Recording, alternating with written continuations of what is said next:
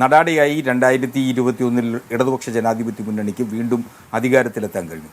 അതൊരുപക്ഷെ നിങ്ങളിപ്പോൾ വിമർശിക്കുന്നത് പോലെ കോവിഡോ നിപ്പയോ പ്രളയമോ ഒക്കെ തന്നെ ഒരു ഘടകമായി എങ്കിൽ അതിനെ ചേർത്തുപിടിക്കാൻ, ജനങ്ങളെ ചേർത്തുപിടിക്കാൻ ആ സർക്കാർ കാണിച്ച ഇച്ഛാശക്തിയായിരുന്നു രണ്ടാമതും തെരഞ്ഞെടുക്കപ്പെടാനുള്ള സാഹചര്യം ഉണ്ടായത്.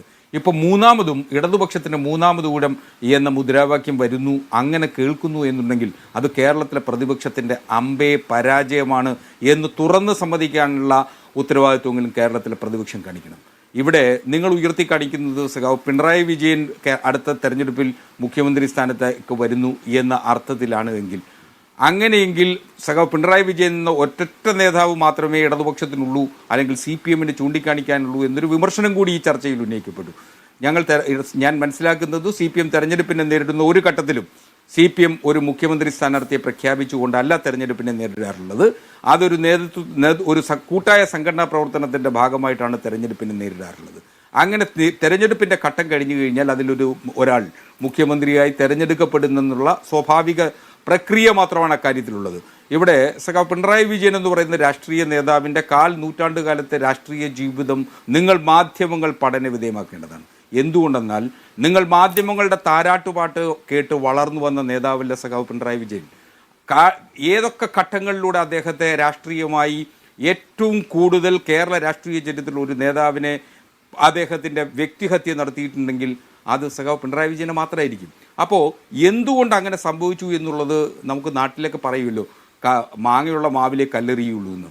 അതുകൊണ്ടാണ് ഇപ്പോഴും പ്രതിപക്ഷം അങ്ങനെ സഖാവ് പിണറായി വിജയനെയും നിങ്ങൾ മാധ്യമങ്ങൾ അദ്ദേഹത്തെയും ഒറ്റതിരിഞ്ഞ് ആക്രമിക്കാൻ ശ്രമിക്കുന്നത് എന്നുള്ളതാണ് ഏറ്റവും പരമപ്രധാനമായിട്ടുള്ള കാര്യം.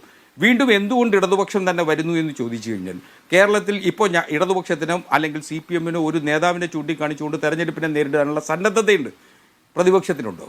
പ്രതിപക്ഷത്തിന് ഒരു നേതാവിനെ ചൂണ്ടിക്കാണിച്ചുകൊണ്ട് തെരഞ്ഞെടുപ്പിനെ നേരിടുന്നുള്ള ധൈര്യമുണ്ടോ? അതിനുള്ള ധൈര്യം പോലും കേരളത്തിലെ കോൺഗ്രസിനും UDF-നും ഇല്ലാതെ വന്നിരിക്കുന്ന ഒരു ഘട്ടമാണ്. ആരൊക്കെയാണ് കേരളത്തിൻ്റെ മുഖ്യമന്ത്രിമാരായി പോകാൻ പോകുന്നത്? അത് കേരളത്തിലെ ജനങ്ങൾക്ക് കൃത്യമായിട്ട് അറിയാം. ഒരു കെട്ടുറപ്പുള്ള ഭരണ സംവിധാനം ആഗ്രഹിക്കുന്നുണ്ട് എങ്കിൽ ഒരു നവകേരള സൃഷ്ടി കേരളത്തിൽ ഉണ്ടാവണമെന്നും ആഗ്രഹമുള്ള ജനങ്ങൾ കൃത്യമായും ഇടതുപക്ഷത്തിൻ്റെ ആശയത്തോടൊപ്പം നിൽക്കും എന്നു തന്നെയാണ് കരുതുന്നത്. കാരണം കേരളം ഒരു വൈജ്ഞാനിക സമ്പദ് വ്യവസ്ഥയിലേക്ക് മാറാൻ പോകുന്നു.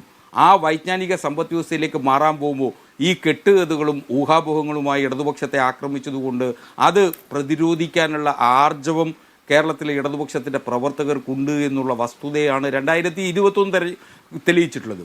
പാർലമെൻറ്റ് തെരഞ്ഞെടുപ്പിൽ സ്വാഭാവികമായി ഇടതുപക്ഷത്തിന് പരാജയം ഉണ്ടായിട്ടുണ്ട്. പക്ഷേ അതിനുശേഷം വന്ന തദ്ദേശ സ്വയംഭരണ തെരഞ്ഞെടുപ്പുകളിലെ ഉപതെരഞ്ഞെടുപ്പുകളുടെ ഫലമെന്താ സംഭവിച്ചത്? കേരളത്തിൽ ഇടതുപക്ഷം അഭൂതപൂർവമായിട്ടുള്ള വിജയം നേടാൻ കഴിഞ്ഞു എന്നുള്ള വസ്തുത, ആ യാഥാർത്ഥ്യ ബോധമെങ്കിലും കേരളത്തിലെ UDF-ഉം പ്രതിപക്ഷവും ഉൾക്കൊള്ളേണ്ടതല്ലേ?